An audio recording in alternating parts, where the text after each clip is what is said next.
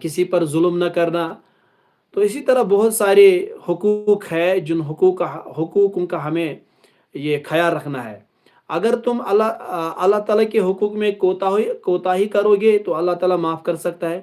لیکن اگر تم حقوق العباد میں ظلم کرو تو معافی تب ملے گی جب وہ شخص خود تمہیں معاف کرے گا یا جب اب تم اسے وہ حق ادا کرو گے.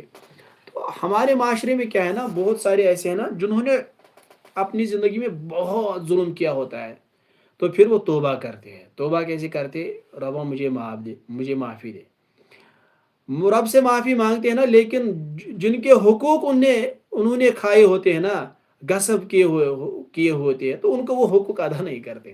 تو یہ تو اللہ تعالیٰ سے دھوکہ ہے، یہ تو فریب ہے. تو اللہ تعالیٰ تو بے نیاز ہے، اس سے تو کوئی بچ نہیں سکتا ہے نا. تو لہٰذا ہمیں اس بات کا خیال رکھنا چاہیے.